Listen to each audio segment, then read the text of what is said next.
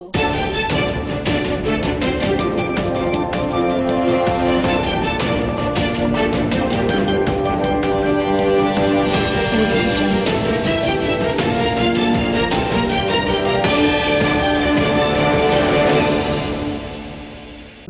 શહેરના પીઝાના સ્વાદના શોખીનો હવે daddy's John pizza સેન્ટરમાં પહોંચી જજો, જ્યાં તમને ફક્ત 199 રૂપિયામાં જ અનલિમિટેડ પીઝાની મોજ માણવા મળશે.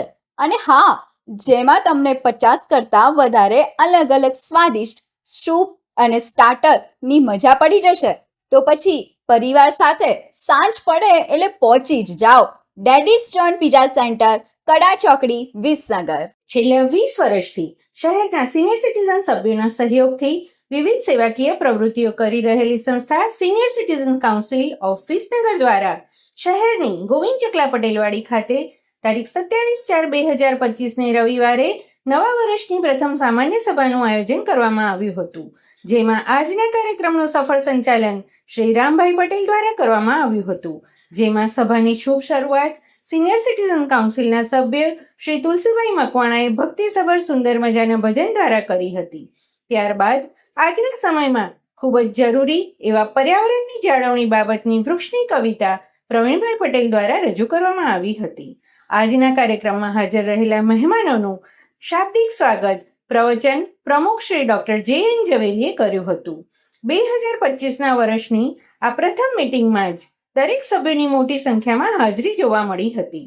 સિનિયર સિટીઝન કાઉન્સિલમાં પ્રવેશ મેળવવા માંગતા સભ્યોએ પોતાની આખી જિંદગી સમાજ પાસેથી લીધું હોય ત્યારે હવે પાછલી જિંદગીના છેલ્લા વર્ષોમાં સમાજને આપવાના સોનેરી સમય એટલે સિનિયર સિટીઝનની જિંદગી એવી ઉમદા ભાવના સાથે જોડાયેલા નવા સભ્યોને આજના મુખ્ય મહેમાન શ્રી પ્રકાશભાઈ પટેલ અને પ્રમુખ શ્રી ડોક્ટર જે.એન. ઝવેરીએ સંસ્થાના ખેસ અને પુસ્તક આપીને આવકાર્યા હતા. સંસ્થાના ઉપપ્રમુખ શ્રી ઈશ્વરભાઈ ઓઝાએ પ્રકાશભાઈ પટેલનો વિસ્તૃત પરિચય આપી અને માહિતી આપી હતી. આજના કાર્યક્રમના ભોજનદાતા શ્રી મણીલાલનું સન્માન મુખ્ય મહેમાન શ્રી પ્રકાશભાઈ પટેલના હસ્તે કરવામાં આવ્યું હતું. એપ્રિલ મહિનામાં જે સભ્યોના જન્મદિવસ આવતો હોય તે દરેક સભ્યોને પ્રોત્સાહિત કરીને યાદગીરી રૂપે કીટ આપવામાં આવી હતી. જ્યારે આ વર્ષે નવા સભ્યો તરીકે જોડાયેલા હતા અને પ્રથમ મીટિંગમાં હાજર રહેલા આ નવીન સભાસદોનું સન્માન પ્રકાશભાઈ પટેલ દ્વારા કરવામાં આવ્યું હતું. જ્યારે આજના કાર્યક્રમમાં દર વર્ષે વિશિષ્ટ સિદ્ધિઓ પ્રાપ્ત કરનાર વ્યક્તિને સન્માન કરવામાં આવે છે.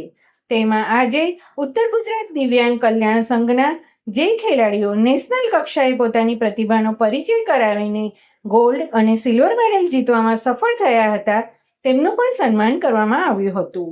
આજના કાર્યક્રમના મુખ્ય મહેમાન તરીકે હાજર રહેલા શ્રી પ્રકાશભાઈ પટેલ પોતાના પ્રતિભાવો આપતા જણાવ્યું હતું કે જે આપણી અત્યારે સાકરચંદ પટેલ યુનિવર્સિટી જે વિષય ઉપર હું આજે આપને વાત કરવાનો છું, એ યુનિવર્સિટીનું કેમ્પસ એ આગળની 25 વીઘા જગ્યા એ વિસનગર તાલુકા મજૂર સહકારી મંડળીએ ખરીદી હતી. અને તે વખતે આપણે સાકરચંદ દાદાના નામે એસ.કે. પટેલ કોલોની બનાવી અને એફોર્ડેબલ હાઉસિંગ એટલે કે કિફાયતી ભાવે ઘર આપવાની એક સ્કીમ મૂકવાના હતા. અને જ્યારે પછી ગુજરાત સરકારે પ્રાઇવેટ એન્જિનિયરિંગ કોલેજો બનાવવા માટેની મંજૂરી આપવાનું શરૂ કર્યું, એટલે એ વખતે વિચાર બદલી અને ત્યાં એસ.કે. પટેલ કોલોનીની જગ્યાએ આપણે એન્જિનિયરિંગ કોલેજ બનાવવાનું વિચાર્યું. અને તે વખતે પણ ડૉક્ટર એ.કે. પટેલ આપણા મહેસાણાના સાંસદ હતા અને સેન્ટ્રલ ગવર્મેન્ટની અંદર એ મિનિસ્ટર હતા. એમના સહયોગથી નૂતન સર્વ વિદ્યાલય કેળવણી મંડળે એ વર્ષે એન્જિનિયરિંગ કોલેજ બનાવવા માટે અરજી કરી અને 99માં આપણને સાકરચંદ પટેલ કોલેજ ઓફ એન્જિનિયરિંગની મંજૂરી મળી. અને ત્યારથી આપણે શિક્ષણનું કામ એ સાકરચંદ પટેલ વિદ્યાધામની અંદર શરૂ કર્યું. ક્રમશઃ એ વખતે એન્જિનિયરિંગની અંદર ખૂબ જ લોકો આપણા ગુજરાત રાજ્યને છોડીને બહાર જવું પડતું હતું. એના કારણે ખૂબ જ સારો ટ્રેન્ડ હતો અને એડમિશનો બહુ સારા થતા હતા, પૈસાની આવક થતી હતી. એના કારણે સાકરચંદ પટેલ વિદ્યાધામની બાકીની જમીનોનું ખરીદી ચાલુ થઈ. અને ત્યારબાદ સ્વામી સચ્ચિદાનંદ પોલિટેકનિક કોલેજ બની કે જેમાં સ્વામી સચ્ચિદાનંદજીએ 6 લાખ રૂપિયાનું આપણને દાન આપ્યું. એ સ્વામીજી જ્યારે સંસ્થાને દાન આપે ત્યારે એ સંસ્થા પ્રત્યે એમનો અહોભાવ કેટલો હશે એ આપણે સમજી શકીએ છીએ. અને સ્વામીજીના નામે આપણે ત્યાં પોલિટેકનિક કોલેજ શરૂ થઈ. એ પછી બાજુમાં આપણે ફાર્મસી કોલેજ કરી અને 2006ની અંદર ડેન્ટલ કોલેજ શરૂ થઈ. ડેન્ટલ કોલેજ જ્યારે બનાવવાની હતી ત્યારે પેરામેડિકલ કોર્સની અંદર આવી મોટી સંસ્થા ઊભી કરવી એ ઘણી બધી સંસ્થાઓ વિચારતી હતી પણ કરી શકતી નહોતી. એ વખતે એવું બધાને લાગતું હતું કે આ સફેદ હાથી બાંધવામાં આવ્યો છે. એટલું બધું રિસ્ક હતું કે ભાઈ આ કોલેજનું નિર્માણ કરીને એનું સંચાલન થશે કે કેમ. પરંતુ નૂતને એ વસ્તુ શરૂ કરી અને 2006ની અંદર ડેન્ટલ કોલેજની માન્યતા મળી અને ડેન્ટલ કોલેજ આજે ગુજરાતની સર્વશ્રેષ્ઠ ડેન્ટલ કોલેજ તરીકે આજે આપણે કામ કરીએ છીએ. એ પછી નર્સિંગ કોલેજ શરૂ થઈ અને 2009ની અંદર આપણે ફિઝિયોથેરાપી કોલેજ ચાલુ કરી. ધીરે ધીરે પીજી કોર્સ ચાલુ થયા આપણી ડેન્ટલ કોલેજમાં અને આજે ગુજરાતની એકમાત્ર ડેન્ટલ કોલેજ છે કે જ્યાં પીજી એટલે કે પોસ્ટ ગ્રેજ્યુએટ કોર્સ એ 9 ડિપાર્ટમેન્ટમાં ચલાવનારી આપણી એક જ સંસ્થા છે આખા ગુજરાતમાં. એટલે આપણને મેડિકલ પેરામેડિકલનો થોડો ઘણો અનુભવ હતો. એ વખતે Sakarchand Patel જલકલ્યાણ trust, Sardar Vallabhbhai જલકલ્યાણ trust, Acharya memorial trust આ બધાને ભેગા કરી અને ડેન્ટલ કોલેજ બનાવવા માટે આપણે નૂતનના એ કેમ્પસની અંદર નૂતન જનરલ હોસ્પિટલ 100 બેડની બનાવી હતી અને એ નાના પાયે આપણી ત્યાં હોસ્પિટલ ચાલતી હતી. 2014-15માં આપણી નૂતન સર્વ વિદ્યાલય સ્કૂલ જે છે એને 75 વર્ષ પૂરા થતા હતા.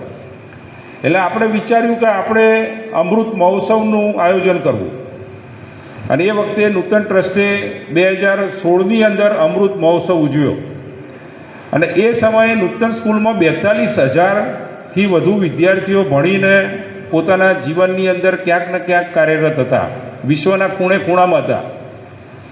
1.5-2 વર્ષ સુધી દરેક શિક્ષકને દરેક અમારા મેનેજમેન્ટના ટ્રસ્ટીઓએ ભેગા થઈને 42,000 લોકો સુધી પહોંચવા માટેનો પ્રયત્ન કર્યો અને 2016માં જ્યારે અમૃત મહોત્સવ થયો ત્યારે આપણે 12,000 વિદ્યાર્થીઓને એક દિવસે વિસનગરની અંદર ભેગા કરી શક્યા અને એ અમૃત મહોત્સવ ખૂબ સફળ રહ્યો.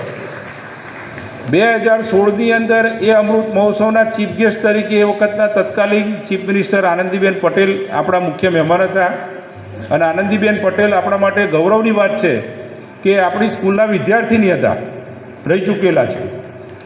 એમના પતિશ્રી આપણા વડીલ આદરણીય મફત કાકા પણ આપણી નૂતન સ્કૂલમાં વિદ્યાર્થી તરીકે ભણતા હતા. એટલે આપણું ગૌરવ હતું એટલે આપણે એમના મુખ્ય મહેમાન તરીકે બોલાવ્યા હતા.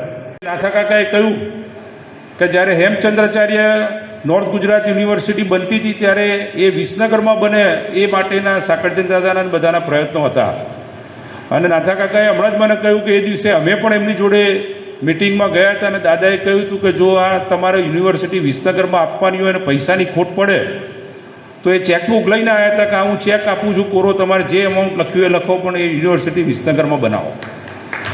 પરંતુ એ વખતે રાજકીય સમીકરણો જે હોય, જ્યાં જરૂરિયાત હોય એ વખતે સરકારે નિર્ણય લઈને એ યુનિવર્સિટી આપણે પાટણમાં બની અને 2016માં આમ તો દાદાનું સપનું આપણે પૂરું કર્યું અને વિસનગરમાં એમના જ નામે આપણને સાકરચંદ પટેલ યુનિવર્સિટીની માન્યતા મળી. યુનિવર્સિટીની માન્યતા મળવી એ જેટલું જ જરૂરી છે અને જેટલું મહત્ત્વનું છે એટલું જ સારી રીતે યુનિવર્સિટીનું સંચાલન થાય એ પણ ખૂબ જરૂરી છે. આપણે કોલેજો ચલાવતા હતા, આપણે સ્કૂલો ચલાવતા હતા, પણ એક વિશ્વવિદ્યાલય ચલાવવી એ પણ એક ખૂબ મહત્ત્વનું કામ હોય છે અને ભગવાનની દયાથી આશીર્વાદથી આપણે યુનિવર્સિટીને શરૂઆત કરી, એના નિયમોને સમજ્યા, એનું સંચાલન કઈ રીતે કરવું એ સમજ્યા અને સારામાં સારું સંચાલન થાય એવા પ્રયત્ન કર્યા અને એ પ્રયત્નની ફળશ્રુતિએ આજે ગુજરાત સરકારની રેન્કિંગ સિસ્ટમ છે, Gujarat state informative ranking system GSIRF, કે જેમાં 1 થી 5 સ્ટાર હોય છે, એમાં આપણી યુનિવર્સિટીએ 4 સ્ટાર સુધી પહોંચી છે. અત્યારે આપણી યુનિવર્સિટીને 9 વર્ષ થયા છે. એક બેચ બહાર થઈ જાય પછી આપણે રેન્કિંગમાં આવી શકીએ. એટલે પહેલાં 4 વર્ષ તો આપણે આપણી રેન્કિંગમાં આવવા માટેની યોગ્યતા માટે ગયા અને પછી આપણે એમાં એપ્લાય કરવાનું ચાલુ કર્યું. પહેલાં 3 સ્ટાર મળ્યો, 4 સ્ટાર મળ્યો, અને આ વર્ષે આપણને 100% 5 સ્ટાર મળવાનો છે.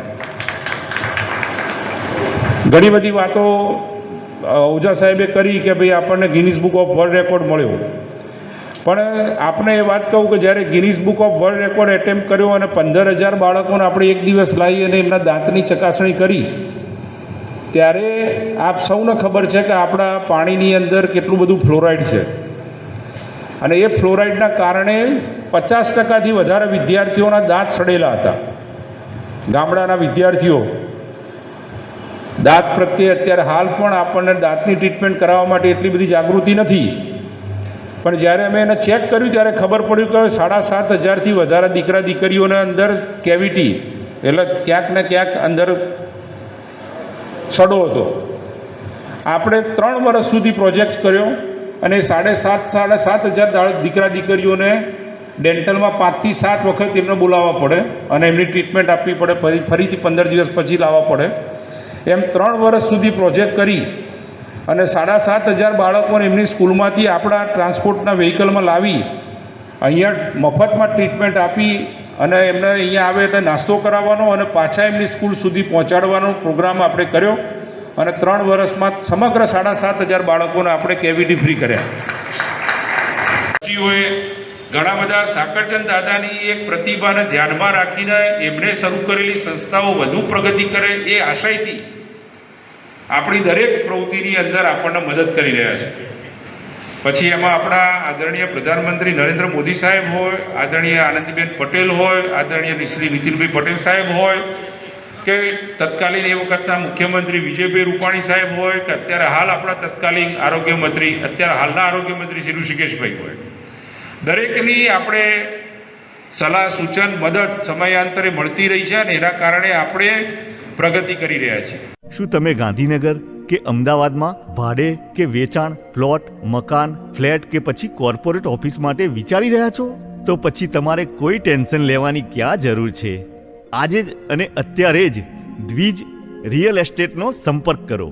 દિવ્યેન સોની, મોબાઈલ નંબર 99094920 સમાચાર અને જાહેરાત માટે સંપર્ક કરો પ્રકાશ સોની 94 294 35 અલ્પેશ બારોટ 93 774 26 544 વિસનગર કે ન્યૂઝ.